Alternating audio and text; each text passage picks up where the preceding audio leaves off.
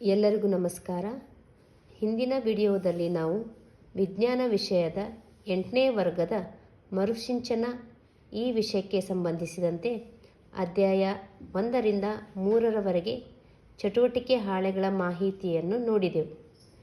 ಇಂದಿನ ವಿಡಿಯೋದಲ್ಲಿ ಅಧ್ಯಾಯ 4 ಕಲ್ಲಿದ್ದಲು ಮತ್ತು ಪೆಟ್ರೋಲಿಯಂ ಈ ಅಧ್ಯಾಯಕ್ಕೆ ಸಂಬಂಧಿಸಿದಂತೆ ಚಟುವಟಿಕೆ ಹಾಳೆಗಳ ಮಾಹಿತಿಯನ್ನು ನೋಡೋಣ. ಇಲ್ಲಿ ಮ್ಯಾಪಿಂಗ್ ಅಂತ ಹೇಳಿ ಕೊಟ್ಟಾರ.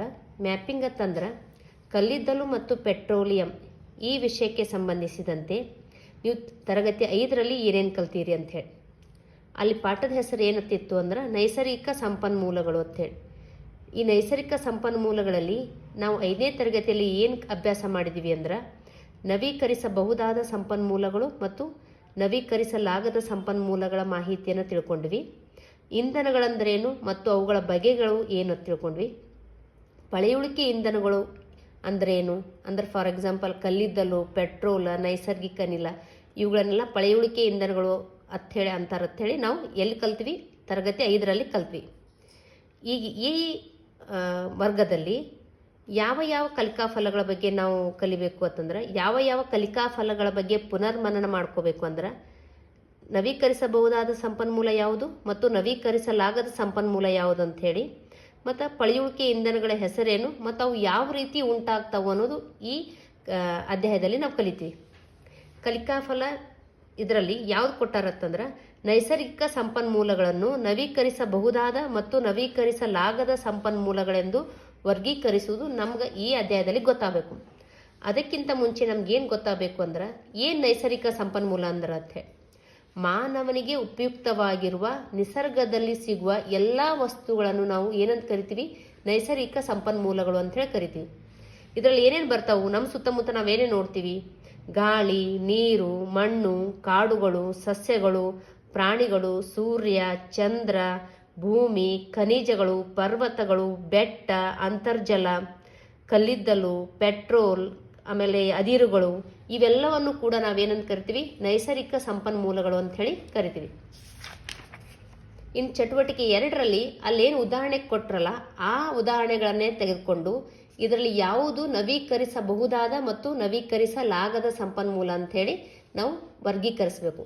ನವೀಕರಿಸಬಹುದಾದ ಅಂದ್ರೆ ಅರ್ಥ ಪರಿಸರದಲ್ಲಿ ಅದು ಮತ್ತೆ ಮತ್ತೆ ಸಿಗಬೇಕು. ನಾವೆಷ್ಟೇ ಬಳಸಿದ್ರು ಕೂಡ ಅದು ಮತ್ತೆ ಮತ್ತೆ ಸಿಗ್ತಿತ್ತು ನಮ್ಗೆ ಅಂತಂದ್ರೆ ಅದು ನವೀಕರಿಸಬಹುದಾದ. ಇನ್ನು ನವೀಕರಿಸಲಾಗದ ಅಂತಂದ್ರೆ ನಾವು ಬಳಸಿದಂತೆಲ್ಲ ಅದು ಖಾಲಿ ಹಾಕೋತ್ ಹೋಗ್ತಿತ್ತು ಅಂದ್ರೆ ಅದನ್ನ ನಾವು ನವೀಕರಿಸಲಾಗದ ಸಂಪನ್ಮೂಲ ಅಂತ ಹೇಳಿ ಕರಿತೀವಿ.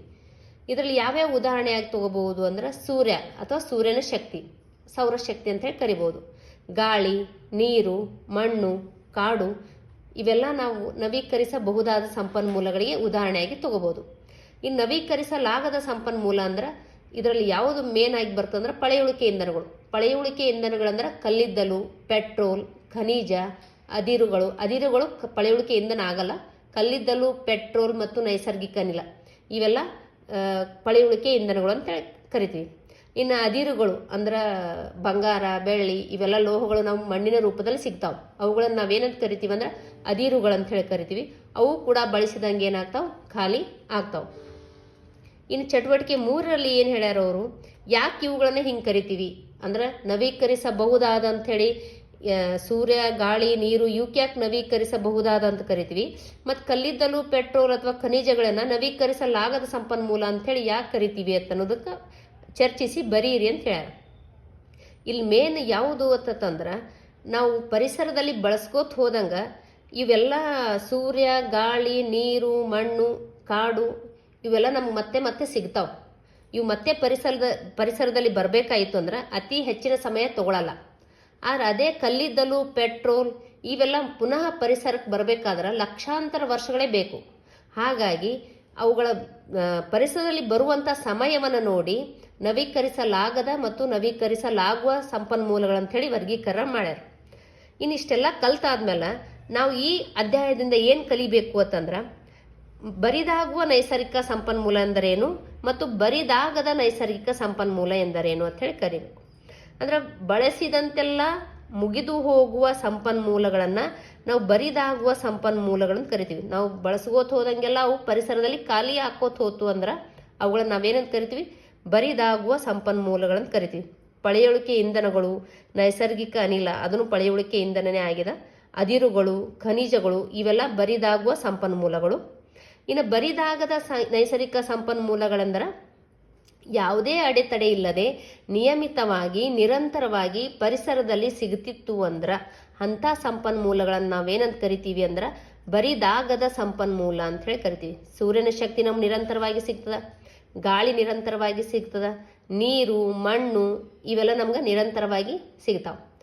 ಈ ಅಧ್ಯಾಯದಿಂದ ನಾವು ಇಷ್ಟೆಲ್ಲ ಮಾಹಿತಿಯನ್ನು ನಾವು ಕಲಿತೀವಿ. ಧನ್ಯವಾದಗಳು.